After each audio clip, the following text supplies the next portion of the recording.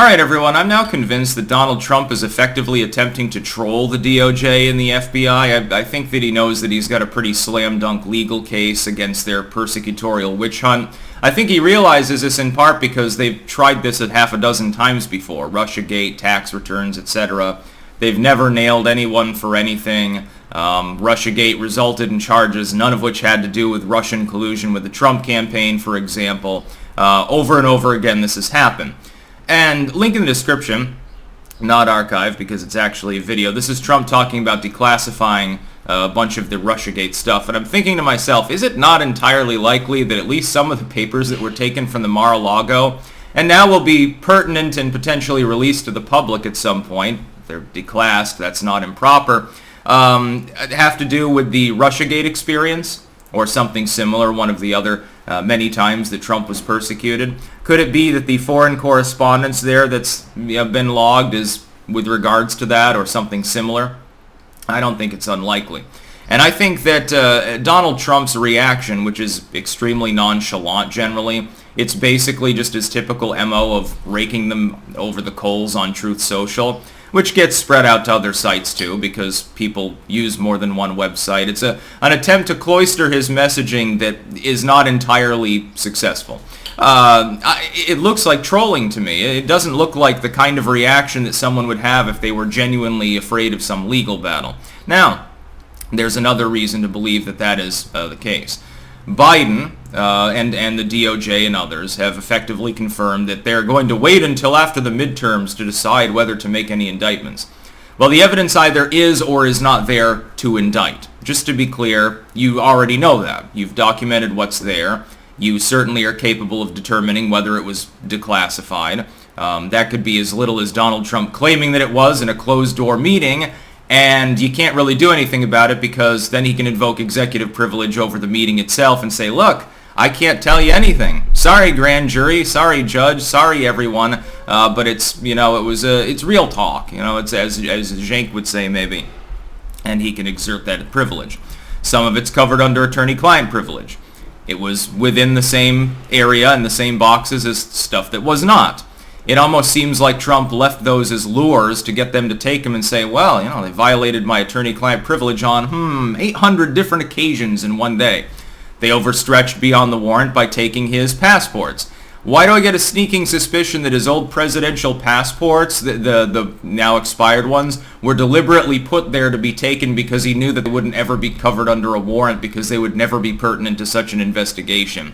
I think that he deliberately organized things in such a way that they would have to violate numerous pieces of the legal code just to sort through the material. And that he knew that once they sorted through it, they'd be sweating bullets because of the content of the actual material there. Could it be there is actually Epstein-related stuff in it? Yeah, possibly. Could it be there's some memo on the Hunter Biden laptop in it? Yeah, I wouldn't put it past him. The idea that he's got the nuclear codes lying around is probably not the case. It is much more likely, in my mind anyway, when you really think about Trump's personality, the way in which he conducts himself, it's much more likely that anything that's there is mostly related to personal vendettas. Just to be clear, it doesn't mean that it's not maybe a little bit backhanded and sleazy, although not illegal, but that would be Trump's MO. Hey, here's my revenge pile, effectively. But wouldn't it make sense to guard the revenge pile with a preemptive revenge on anyone attempting to investigate it and remove your revenge pile? A little bit of a security, a little bit of an insurance policy, as it were. Yeah, it would, if you were thinking ahead and Trump didn't get where he is today by not being capable of foresight, even though people claim that he's a retarded, fat, orange baby. He poops himself all day and he's pathetic. He's also a grave threat to democracy. He almost ended up overthrowing the United States completely, but at the same time he's a mental midget and pathetic, and this sort of juxtaposition tends to be evidence of propaganda, by the way. I think that he's trolling them. I think he knows full well he's not going to see the inside of a fucking jail, the logistics of doing that, even if he literally shot someone on 6th Avenue or whatever it was, and they had to put him in jail, they'd probably have to build a jail to do that. It'd be more likely that they'd have house arrest or something like that. The logistics of jailing someone who has to have a 24/7 security detail, wouldn't you think that'd be a little bit difficult?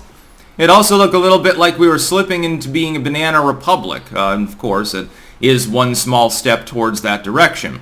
It wouldn't make any sense for Trump to be acting the way that he was. He came out the other day, and the liberals took the bait, by the way, and said, oh my God, Trump hung himself legally this time.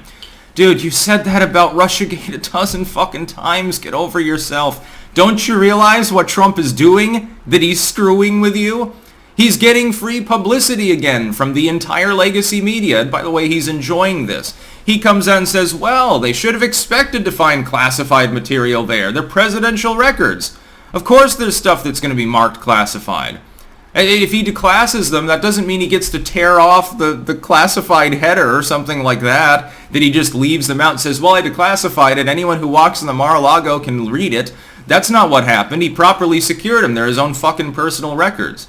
He then doubled the lock when he was asked to do so by the FBI itself, pertinent to their bitching at him before the National Archives got involved because the J6 committee fell flat. J6 wanted to get him on this stuff, but they don't have any evidence, so they couldn't spark a search warrant. They had to do a workaround, oddly enough still invoking the Espionage Act that doesn't even really apply to the situation, to talk about data retention by the National Archives. We're not even talking at that point about a criminal probe. We're talking about federal rules that don't have any penalty. We're not talking about a felony, a misdemeanor, something that you get hanged for treason in front of a military tribunal. That's the spooky boogeyman sort of, well, I mean, it's close enough to Halloween now, so I guess it fits. That's the spooky dooky sort of side of things that you get from the propagandistic legacy media and a bunch of leftoid craptivists, none of whom like Trump to begin with. They've cried treason a dozen fucking times against this dude. But this time, trust me, Blue and On, only 2 more weeks, he'll be in a cell. Well, you're not even going to get a decision until after the midterms. Why do you think that is? It's because they don't have any evidence. They're probably not going to be able to charge, but if they come out right now and say, look, there's not enough to charge Trump on, we went through the files, there's no nuclear secrets or anything like that, and, he declassified the rest, whoopsie daisy, boy oh boy, wouldn't that be great for the midterms for the people currently controlling the government.